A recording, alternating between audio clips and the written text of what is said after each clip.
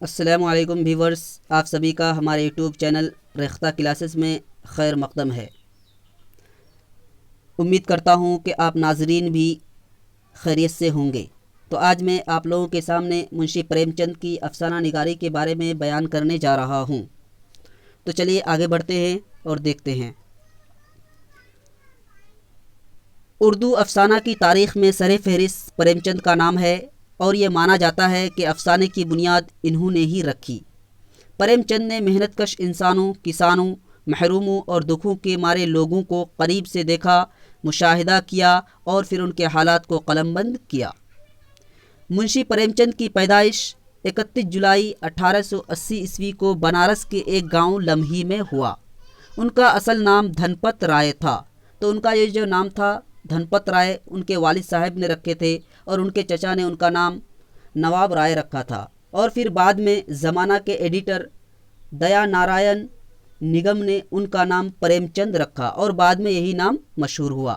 اور ان کی والدہ کا نام جو تھا کیا تھا؟ آنند دیوی۔ جس عہد میں منشی پریم چند نے آنکھیں کھولی وہ سیاسی، معاشی اور تجارتی اور ثقافتی لحاظ سے بہت مشکل عہد تھا۔ ان کی تعلیمی ابتدا اردو فارسی سے ہوئی، پھر انہوں نے محکمہ تعلیم میں ملازمت کر لی۔ لوگوں کے دکھ درد سے اس قدر متاثر ہوئے کہ 1921 میں ملازمت سے استعفیٰ دے دیا اور لکھنے پڑھنے کو ہی اپنا مشغلہ بنا لیا۔ مشغلہ یعنی کام۔ انہوں نے لوگوں کی دھڑکنوں کو محسوس کیا اور ان کی کیفیات کو اپنے افسانوں میں بیان کیا۔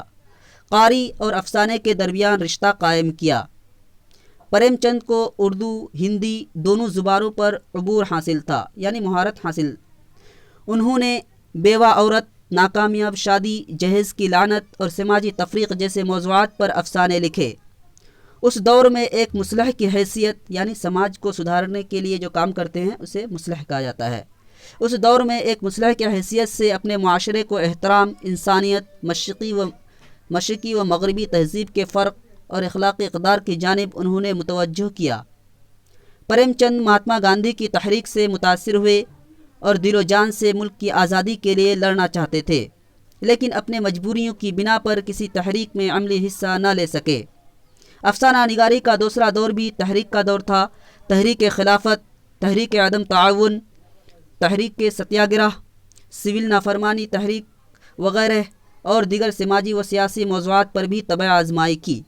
یہی وجہ ہے کہ ان کے افسانوں میں بھی اس وقت سیاست کا رنگ پایا گیا۔ پریم چند کا پہلا افسانوی مجموعہ سوز وطن 1908 میں شائع ہوا۔ ان کے افسانوں میں وطن کی محبت اور وطن کے لوگوں کے تئیں ان کے جذبات کے خوبصورت رنگ پائے جاتے ہیں۔ تو شروع میں مختصر افسانے لکھے، لیکن اس کے ساتھ ہی ناول نگاری میں بھی ان کے قلم نے چار چاند لگا دیے۔ انہوں نے ناول اور افسانے کے علاوہ چند ایک ڈرامے بھی لکھے اور قارئین کے دلوں پر گہرا اثر چھوڑا۔ قارئین نے ان کے افسانوں کو خوب سراہا کیونکہ ان کے افسانوں نے حقیقت کی بہترین ترجمانی کی، لیکن ناقدین نے زبردست تنقید بھی کی ہے۔ چونکہ پریم چند کا تعلق دیہات سے تھا اور اسی لیے دیہاتی زندگی کے مسائل کو اپنے افسانوں کا موضوع بنایا۔ وہ کسانوں، غریبوں اور مزدوروں کے دکھوں سے آگاہ تھے اور یہی وجہ ہے کہ انہوں نے غریب، کسان اور کاشتکار کے رہن سہن اور اس کے افلاس اور دکھوں کی تصویر کشی کی ہے۔ پریم چند کا افسانہ کفن اردو ادب میں ایک شاہکار کی حیثیت رکھتا ہے۔ اس افسانے کو دنیا آج بھی یاد کرتی ہے۔ افسانہ کفن میں انہوں نے بہت خوبصورت انداز سے اس طبقے کی حالت زار کو بیان کیا ہے کہ جس جاگیردار طبقہ کی وجہ سے کمزور طبقہ بے حس ہو جاتا ہے اور انسانیت دم توڑ دیتی ہے۔ پریم چند کے افسانوں کی زبان سادہ ہے اور ہندوستانی ادب میں پریم چند کے بڑے احسانات ہیں۔ انہوں نے ادب کو زندگی کا ترجمان بنا دیا۔ زندگی کو شہر کے تنگ گلی کوچوں میں نہیں بلکہ دیہات کے لہلہاتے ہوئے کھیتوں میں جا کر دیکھا۔ انہوں نے بے زبان کو زبان دی، ان کی بولی میں بولنے کی کوشش کی۔ پریم چند کے نزدیک آرٹ ایک کھوٹی کی طرح ہے، یا کھونتی ہو گیا ہے، کھوٹی ہونا چاہیے۔ کھوٹی کے مطلب ہوتے ہیں گول یا نوکیلی کوئی چیز جو مٹی میں گاڑتے ہیں یا پھر کہیں دیوار پہ گاڑتے ہیں اور جس سے کیا کرتے ہیں کپڑے وغیرہ لٹکاتے ہیں۔ حقیقت کو لٹکانے کے لیے۔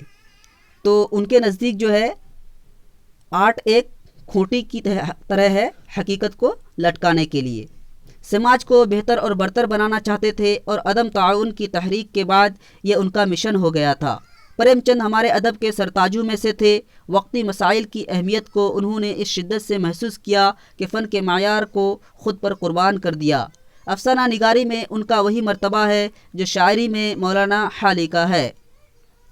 18 اکتوبر 1936 کو کہانی لکھنے والے پریم چند جیسے بے مثال تخلیق کار، جسے وقار عظیم نے اردو افسانہ نگاری کا بادشاہ قرار دیا، وہ اس دنیا سے کوچ کر گئے، لیکن وہ آج بھی اپنے افسانوں کی وجہ سے لوگوں کے دلوں میں بسے ہوئے ہیں۔ تو آج کے لیے اتنا ہی۔ آخر میں آپ ناظرین سے میری یہی گزارش ہے کہ اگر آپ لوگوں کو یہ ویڈیو اچھا لگا تو ہمارے چینل کو سبسکرائب ضرور کریں اور بیل آئیکن کو بھی انیبل کر دیں، اور جاتے جاتے اس ویڈیو کو لائک ضرور کریں، اور اس میں اگر کسی قسم کی غلطی ہوئی ہے تو آپ لوگ کمنٹ کر کے ضرور بتائیں تاکہ اس کی اصلاح کر لی جائے۔ تو پھر ملتے ہیں اگلے ویڈیو میں، تب تک کے لیے خدا حافظ۔